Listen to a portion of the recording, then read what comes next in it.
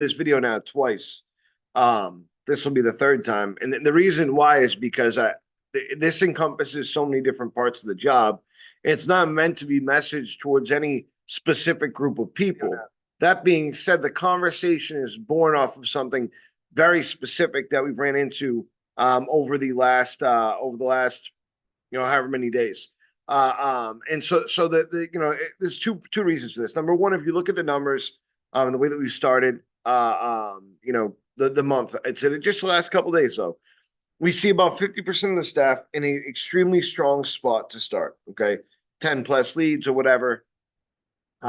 Some people at 10 plus leads for the first, second, and third of the month, and then we see 50% of the staff teetering between great, good and I'd say kind of rough start. So we want to close that gap, and I think a lot of this has to do with, we have a lot of people that are newer that, and when you're newer, you can struggle with, understanding how to push through, to get more appointments. Okay, so this does not mean before you give up on the job, although it can mean that as well, but it's before you give up on the house that you're going to, before you give up on the job, before you give up on, any of it. Okay, you could consider any of it. All right. That being said, this training, this brief training, will probably go for about 20-30 minutes. I don't want to make it too long. I want people to watch it. Is also an intro into the training that we're going to be doing with remote this week. Okay. So let's start it off. All right. So before you give up or before you quit, all right, you're at the door. All right, you run into a lot of initial resistance. You can run into these stretches of time where it feels like the customer just does not want to interact with you. Like, man, they really, it feels like they have something out for me. They're objecting to you right away. You don't know what's going on. It feels more than they typically happens. Typically, hey, I run into resistance, but I don't run into resistance like this. Okay, now the reason why you're running into that is, first of all, you have more control than you think. Okay, so the idea, you can't have the idea in your head that, hey, I have no control over this scenario. The second that idea reaches your brain, all right, is the second that you're going to run into a lot of trouble in this job. All right, you have to be able to maintain control. Hey, I have control over this scenario. I have control over what I'm doing. Right now, I'm just running into a really tough time. All right. And this will happen. This will go. That's the way it works. Okay. Unfortunately, it's, I'll put it like this. Unfortunately, people kind of fall into this. Okay. And oftentimes they have control over both ends of it. So they have control over getting themselves into that scenario and getting themselves out of it. But it feels like an uncontrollable scenario. So I need you to think about this for a second. I just need you to reset, stop, whatever you're doing. Okay. Think about this for a second. All right. If you're getting less than 2 leads a day or less than you can get. So if you average 4 and you're getting 2, if you average 2 and you're getting 1, I need you to really stop for a second and think, okay, am I running into resistance at the door, right? More than normal, all right? More than what feels normal, all right? And can I pinpoint why that's happening, right? Now, the answer for a lot of you is going to be, yes, I'm running into resistance that's more than normal, but I can't account for why it's happening. Okay. And that's fair. That's a fine answer. All right. I can tell you, all right, the reason why it's going to happen, the reason why you're going to have more resistance is going to be because of behavior in you has changed. You can't say a behavior in the customers change. I've been in this job for 15 years. I've rarely seen behaviors in customers change. And usually when they do, it's for a very specific reason. So, for example, during the pandemic, we saw more people hunker down and want to get home improvements done because they had more money coming in from the government, and because they were going to be at home more. Okay. So something happened. There was a cause and an effect. All right. Back when I started in 2009, 2008, 2009, it was the opposite. People were losing their houses left and right. And so people did not want to do windows. And so the conversation had to change a bit around that. So it doesn't change day to day. It doesn't change town to town. It doesn't change house to house. Okay. Not on large scale anyways. Now, what we do does, how we enter the conversation does. Even if we started off the job, maybe we were a little bit nervous, we're listening to our training a little bit more, and we started off all happy. Hey, how's it going? Maybe we would fake a smile. Maybe we would go up to the house eager, scared but eager. Hi, Mr. Jones, right? But we were giving off a smile. We were waving. We had some sort of demeanor to us, and our demeanor over time has changed. Maybe now we're a little bit more rugged with it. Maybe we can't deal with it. We're just like, yeah, hi, Mr. Jones. My name is Paul Duffy. I'm with Renewal by Anderson, right? Maybe we've changed the way that we carry ourselves. Okay, maybe something's happened at home that's caused us to think a little bit differently and feel a little bit differently. Maybe we've had a bad paycheck, and that's put a bad taste in our mouth, and so we're trying to dig our way back there, but it's just coming out the wrong way. All right, any of these things, guys, and more can happen, but something probably changed in the way that you're approaching the conversation. That happens all the time. Maybe your scripting has changed even. Maybe you heard somebody else lead off the script a different way. Maybe you heard somebody say to people, you know, hi, Mr. Jones, good day, or something weird that doesn't really fit for you, that feels weird to you, but you kind of picked it up as you went. Okay. Maybe you started asking people how their days go. All right. That's something that I don't do. I'll say a vague how's it going, but you know, occasionally by habit, but I'm not out there to do that. Right. And the reason why is because I'll not get back positive responses all the time. Right. At best, typically neutral. Yeah, fine. What's up? Right. So something like that can change the way that I pitch. It can change the way that I communicate. Right. Now, don't question yourself. Don't go out there and try 60 different things. Oh man, how did I start this? How did I, what is this rooted in? Don't do that. Make it simple, guys. I can tell you the right demeanor to walk out there with. A strong, positive demeanor. When you go out there, stand up straight, okay? All right, communicate friendly with people. Smile all the time. Smile all the time. Increase your voice elevation. Raise your volume, okay?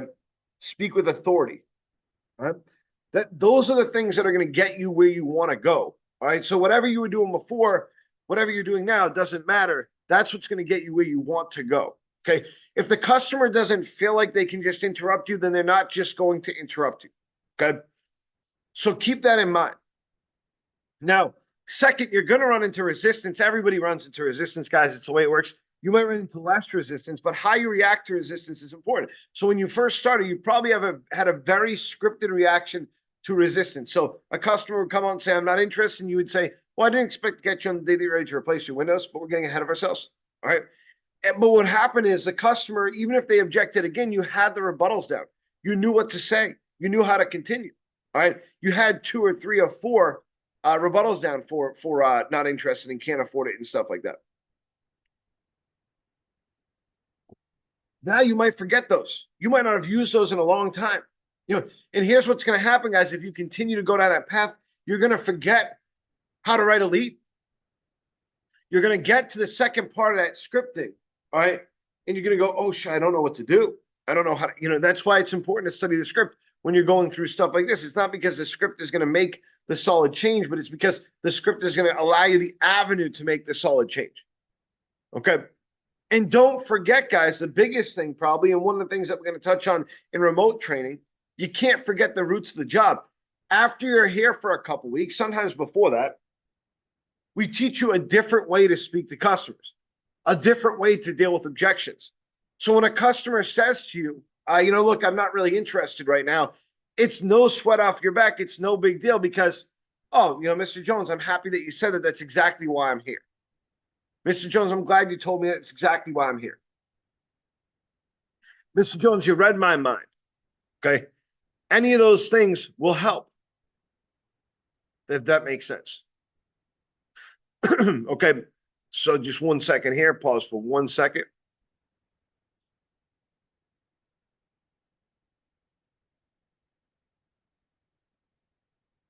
Okay. All right. So any of those things will be helpful. Okay. That being said, again, I'm trying to provide short, simple solutions to more complex problems that could that could use a lot more attention. All right. But I want to solve some of those issues today. All right. Because the biggest thing is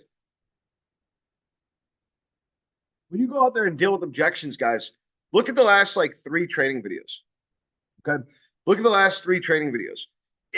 All of them talk about how to deal with objections. I'm not going to beat a dead horse. I'm not going to go through it 6 times over and over and over. All right. What I'm going to tell you is I'll refer back to those training videos and I'll tell you that if you're even doing that, I didn't expect to catch you as your first not interested or can't afford it rebuttal. All right.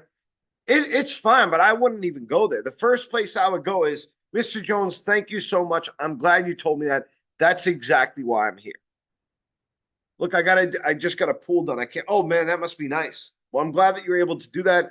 That's definitely important, Mr. Jones. That being said, all I'd like to do is so and so forth, so and so forth. Okay. So that's that next step, guys, is dealing with objections in an effective way. All right. The step after that. 1 second. Let me just finish this here. The step after that.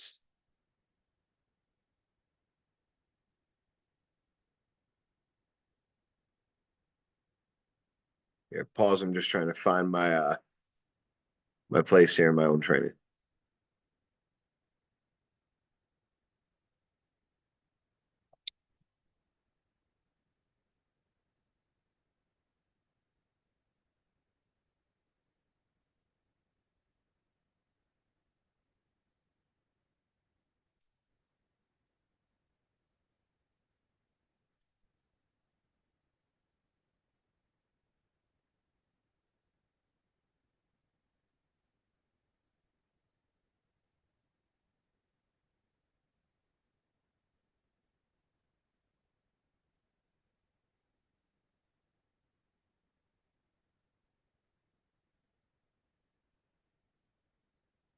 All right, I think I got it.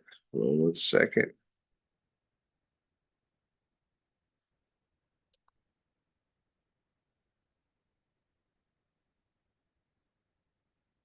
Okay. So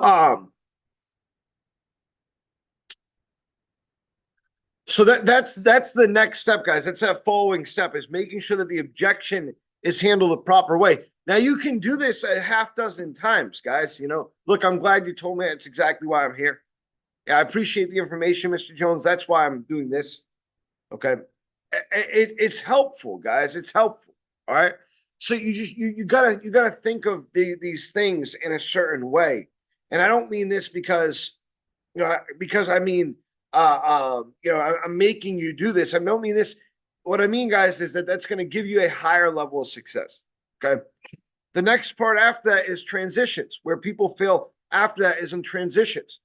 They get the rebuttal done well, they get the objection handled well, but they never transition back to the script. Instead of transitioning back to the script, they end up just adding on and continuing to talk. Maybe they leave a blank area for the customer to be able to respond.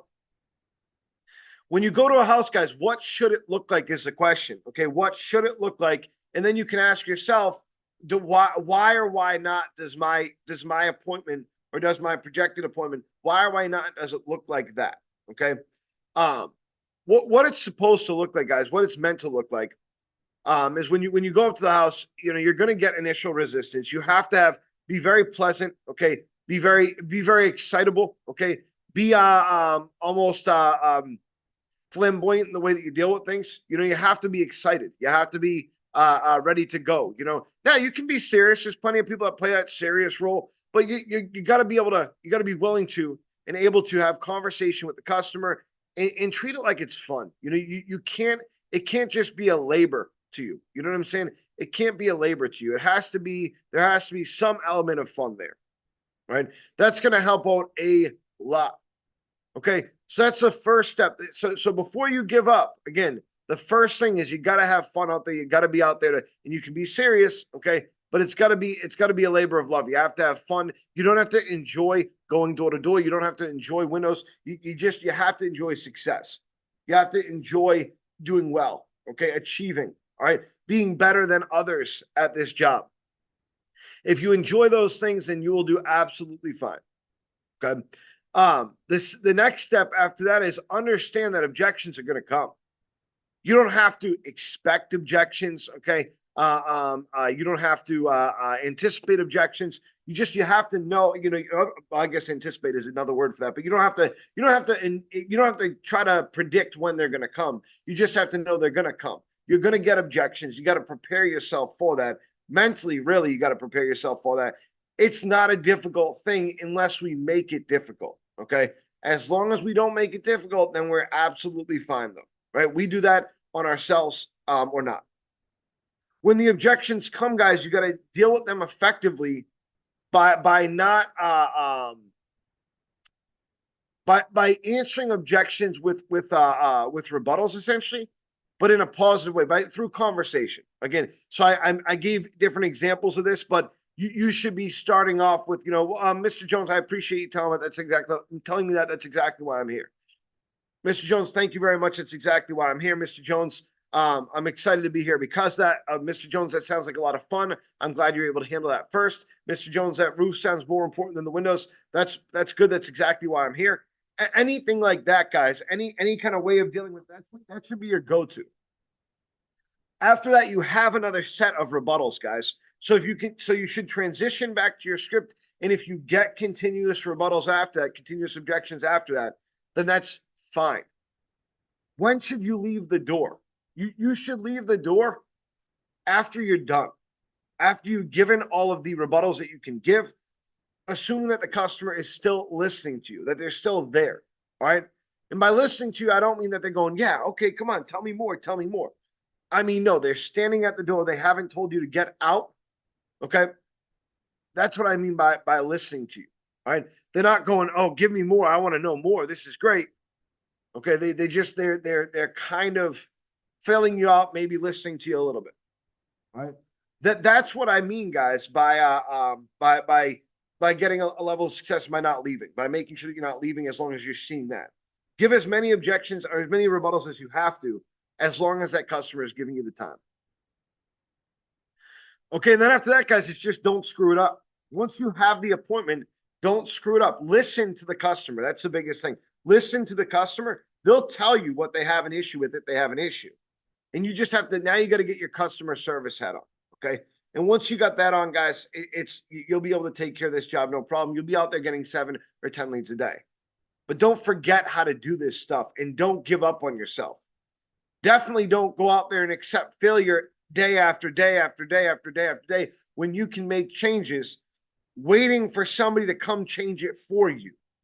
If you're in remote, you can't afford to do this. No one is going to change it for you, okay? And if you're on a team, there's plenty of other people there that are not just waiting for training. Go and ask for help if you need help. And if you can handle it on your own, great, fantastic. You might be an ex-candidate for sales or management because that's what we're looking for, people that can handle these things themselves, that can train themselves and make themselves do better. Now, what should you do? What should you do before you leave your job? If you intend to quit here, I would never hold anybody back from that, by the way. I am a firm believer, and you know what? If that's what you want to do, then do it. I support that 150%. You should quit if that's what you want to do. But just make sure that you're going to be happier. Make sure that you have something lined up that's going to make you happier. A company, because the grass is not always greener. We've seen dozens of people come back to the job, okay, and restart their growth process, right? There's no reason why you should have to do that. It's a great company to work for. The incentives are great and the growth is fantastic as long as you do the right thing. That's why we've seen so many people grow in the job. Okay. So keep that in mind and keep that up, guys. That's the most important thing here is your personal growth, your career growth.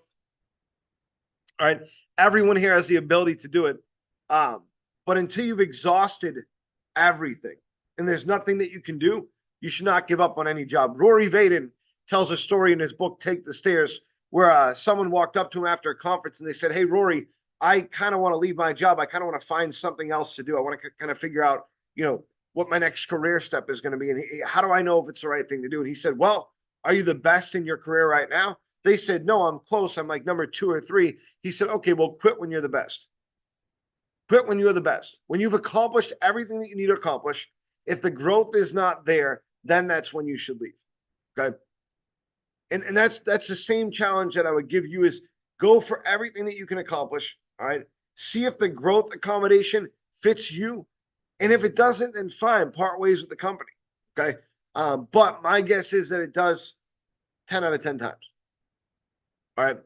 So nobody's here to ask questions or anything like that, unfortunately. So I'm going to tell you guys this before I jump off. I wanted a quick video. Okay. We're going to be doing remote training this upcoming week. All right. My suggestion is this. I will do a follow-up on this video. Okay.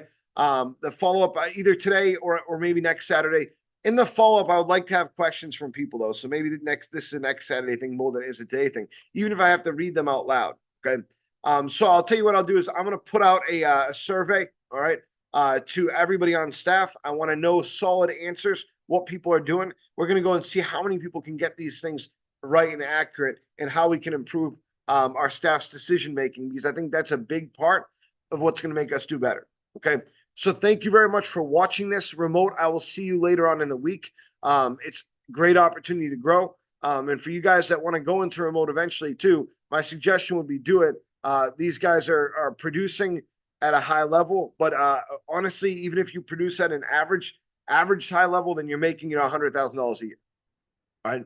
So just keep up the hard work, guys. Thank you very much. And I will speak with all of you soon. Thank you.